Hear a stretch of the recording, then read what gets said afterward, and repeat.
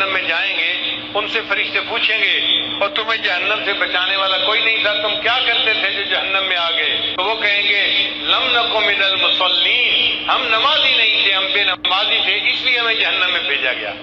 تو جہنم میں جانے کی جو بڑی وجہ ہوگی وہ بے نمازی ہونا ہے۔ اس لیے ہمیں نماز کی پابندی کرنی چاہیے اور نماز کو بہت اہتمام کے ساتھ پڑھنا چاہیے۔ عورتیں نماز میں سستی کرتی ہیں، گھر کے کاموں کی وجہ سے نمازیں قضا کر بیٹھتی ہیں، یہ بہت بڑی کوتاہی ہے، اس سے بچنے کی ضرورت ہے۔ اور ایک نقطہ یاد کر لیجئے کہ اگر نماز پڑھنا اور یا کوئی کام کرنا دو آپشن سامنے آئیں تو ہمیشہ نماز پہلے پڑھیں، کام کو پیچھے چھوڑیں۔ لوگوں کی عادت ہوتی ہے اور جی یہ کام کر لیتے ہیں پھر نماز پڑھ لیں گے، نہ یہ بڑی غلطی ہے۔ پہلے نماز پڑھیں پھر کام کریں۔ عورتیں یہی تو کہتی ہیں میں مہمانوں کو چائے دے دوں پھر نماز پڑھ لیتی ہوں، اور مہمانوں کو چائے دیتے دیتے نماز قضا ہو جاتی ہے۔ میں یہ کام کر لوں پھر نماز پڑھ لوں گی، اور اس کام کے کرتے کرتے نماز قضا ہو جاتی ہے۔ تو عورتیں یہ بات توجہ سے سنیں، جب نماز اور کسی کام کے درمیان چوائس آئے تو کس کو چوز کرنا چاہیے؟ نماز کو چوز کرنا چاہیے، نماز کو مقدم کرنا چاہیے۔ ہم نماز کو چوز کریں گے، اللہ اس کے بدلے دنیا کے کاموں میں ہماری مدد فرما دیں گے۔ ہم ایک مرتبہ پشاور سے واپس اسلام آباد کی طرف آ رہے تھے، راستے میں عصر کا وقت ہو گیا، اول وقت تھا۔ میں نے دوستوں کو کہا کہ بھائی نماز کے لیے روکو، پہلے نماز پڑھیں گے پھر آگے سفر کریں گے۔ مسجد چھوٹی سی تھی، 10-12 بندے نماز پڑھ سکتے تھے، اور 5-7 تو ہم ہی تھے۔ ہم نے نماز پڑھنی شروع کی، اتنے میں ایک اور گاڑی والے آ کے رکے۔ 4-5 بندے تھے، سب داڑھی والے، ایسے لگتا تھا جیسے جماعت میں جانے والے بندے ہوں۔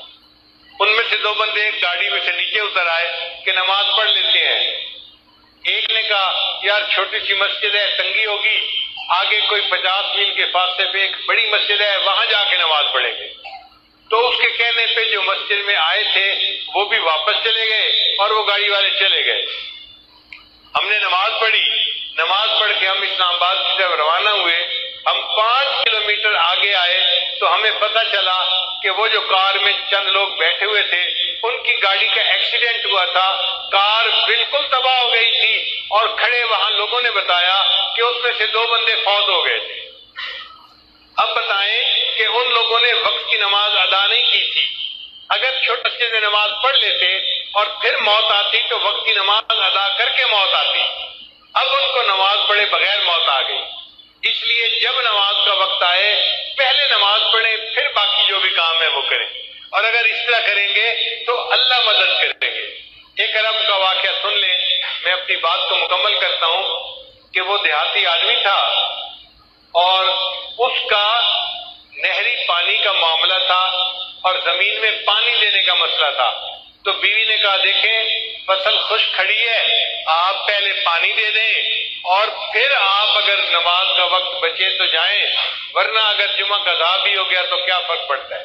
اس نے کہا ہرگز نہیں، میں جا کے جمعہ پڑھوں گا اور پھر بعد میں آ کے دیکھوں گا پانی کا وقت بچتا ہے یا نہیں بچتا۔ دونوں وقت ایک جیسے تھے، ادھر جمعے کا وقت تھا، ادھر پانی کا وقت تھا۔ خیر بیوی چپ ہو گئی۔ اب جب وہ جمعہ کے لیے نکلنے لگا نا تو پتہ چلا کہ ان کا جو اونٹ تھا وہ کہیں بھاگ گیا تھا۔ تو بیوی نے پھر شور مچایا، دیکھیں ہمارے پاس اونٹ اتنا قیمتی ہے، سواری کے کام آتا ہے، اور ہم دوسرا اونٹ تو خرید نہیں سکتے، اونٹ کہیں کھل کے چلا گیا ہے، ابھی تو قریب ہوگا، آپ اونٹ کو ڈھونڈ لیں مل جائے گا، جمعہ بعد میں پڑھ لینا، زور پڑھ لینا، اور اونٹ کو تلاش کرنا کہ نہیں میں پہلے جمعہ پڑھوں گا بعد میں آ کے اونٹ کو تلاش کروں گا۔ وہ بندہ خیر جمعہ پڑھنے چلا گیا۔ اللہ کی شان دیکھیں، جب جمعہ پڑھ کے گھر واپس آیا کیا دیکھتا ہے کہ اونٹ دروازے کے اوپر بندھا ہوا ہے۔ اس نے بیوی سے پوچھا یہ اونٹ کیسے آیا؟ بیوی کہنے لگی میں گھر بیٹھی آٹا گوندھ رہی تھی کہ مجھے باہر کتوں کے بھونکنے کی آواز آئی۔ میں نے گھر کا دروازہ کھول کے دیکھا تو میں نے دیکھا کہ 4-5 کتے اس کے پیچھے لگے ہوئے تھے اور یہ اونٹ بھاگتا ہوا اپنے گھر واپس آ رہا تھا۔ جب یہ دروازے کے قریب پہنچا تو میں نے اس کی مہار پکڑ کے دروازے کے ساتھ باندھ دیا۔ اللہ نے کتوں کے ذریعے سے اونٹ کو ویسے ہی گھر پہنچا دیا۔ اس نے کہا چلو اللہ نے میرا ایک کام تو کر دیا، اب میں جاتا ہوں اور جا کے زمین کو پانی بھی لگاتا ہوں۔ اللہ کی جان جب وہ پانی لگانے کے لیے گیا تو کیا دیکھتا ہے، اس کی پوری زمین کو پانی لگا ہوا ہے۔ وہ بڑا حیران کہ یہ پانی کیسے لگ گیا میری زمین کو۔ ابھی وہیں کھڑا تھا کہ اس کا جو ہمسایہ تھا نا دیہاتی، وہ آیا ذمہ دار اور کہنے لگا بھئی مجھے معاف کرنا، میں نے اپنی زمین کو پانی لگانا تھا، میرا نمبر پہلے تھا، آپ کا نمبر بعد میں تھا۔ جب میں نے اپنی زمین کو پانی لگایا تو میرے اور تمہارے زمین کے درمیان جو سوراخ بنا ہوا تھا نا وہ کھلا ہوا تھا، مجھے اس کا پتہ نہیں تھا۔ میں اپنی زمین کو پانی لگاتا رہا، جب لگا کے دیکھا تو تمہاری زمین کو پورا پانی لگ چکا تھا۔ اللہ نے جمعہ کی نماز پڑھنے کے بدلے اس کی زمین کو پانی بھی لگوا دیا اور اس کے اونٹ کو بھی واپس گھر پہنچا دیا۔ ہم اگر نماز پڑھیں گے اللہ تعالیٰ ہمارے کاموں کو سنواریں گے اور ہماری سرپرستی فرمائیں گے۔ اس لیے نماز کو اہمیت دینی چاہیے اور ہرگز قضا نہیں کرنی چاہیے۔ میری زندگی تو فراق ہے وہ ازل سے دل میں مکی سے، مگر دنیا میں ہے تو فراق نہ۔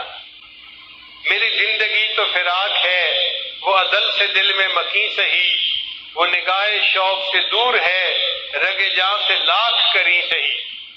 بندہ دعا مانگتے ہیں اللہ ہمیں اپنے گھر کا دیدار عطا فرما، حج عمرے کی سعادت عطا فرما۔ کئی مرتبہ سعادت نہیں ملتی تو شاعر کہتے ہیں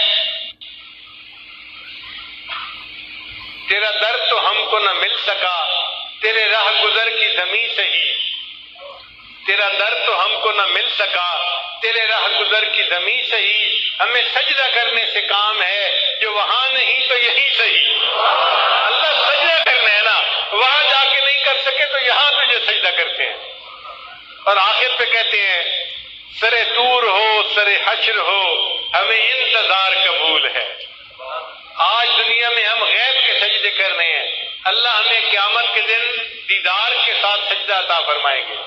سرے طور ہو سرے حشر ہو ہمیں انتظار قبول ہے، وہ کبھی ملے وہ کہیں ملے، وہ کبھی صحیح وہ کہیں صحیح۔ اللہ ملنے کا وعدہ تو کرے، کہیں ملنے کا وعدہ کرے، کبھی ملنے کا وعدہ کرے، ہم انتظار کرنے کے لیے تیار ہیں، مگر ہم آپ کا دیدار کر کے رہیں گے اور قیامت کے دن آپ کے قدموں پہ سر سجدے میں ڈال کر رہیں گے۔